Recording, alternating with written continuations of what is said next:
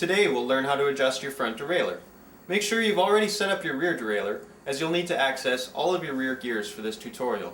You'll also need a Phillips screwdriver and a 5mm Allen key. The first step is to adjust the derailleur's height and angle using the positioning clamp that attaches the derailleur to your bike's frame. This can be a bit tricky, since tightening the clamp's bolt will set both height and angle at the same time. To make things easier, tighten the clamp so that it is secure, but loose enough to move it around with your hand.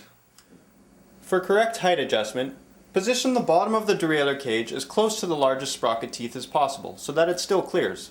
Manufacturers recommend a 2mm spacing, but this is only meant as a general guide and not a rule. The lower the cage is, the better it will shift.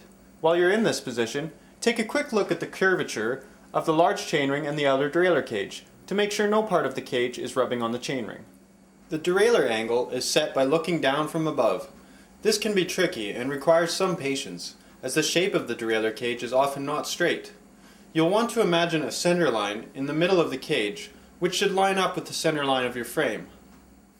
Once the angle is correct, you can fully tighten the positioning clamp with your 5mm Allen key. There are two gear limit screws. On older derailleurs, the low gear limit is closest to the frame, but some newer models have reversed the screw's positioning. To adjust the low gear limit, first make sure your chain is shifted to the largest sprocket in the rear and the smallest sprocket in the front. The low gear limit stops the derailleur from shifting past the smallest chain wheel and throwing the chain onto the bottom bracket shell. If it is too loose, the chain will fall off when you downshift to the smallest chainring. If it is too tight, it might not shift down at all. Ideally, you want to set up the inner plate so that it barely clears the chain in the lowest gear. However, triple chainrings like this one sometimes require a tiny bit of extra spacing. To adjust the high gear limit, shift the chain into your highest gear, that is, the smallest sprocket in the rear and the largest sprocket in the front. The high gear limit prevents the chain from shifting past the largest chain wheel and throwing the chain out into your pedals. Ideally, you want the cage to stop just after it clears the chain on the large chainring. Now that both of your limit screws are set up, shift back to the largest sprocket in the rear and the smallest sprocket in the front. Make sure your front shifter is in the lowest gear position, and pull the shift cable to eliminate any extra slack before tightening the cable bolt.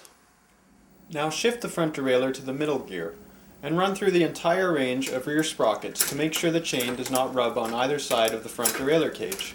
If it does rub, you can adjust the trim by tweaking the barrel adjuster on your front shifter. If you have an older friction shifter, often you will have to manually adjust the trim while riding. This tutorial was based on the most common type of drivetrain and assumes that you are using components your derailleur was designed for. If you have a customized set of chainrings and/or derailleurs, you may need to try some different techniques, or even take your bike into the local bike shop for further adjustment.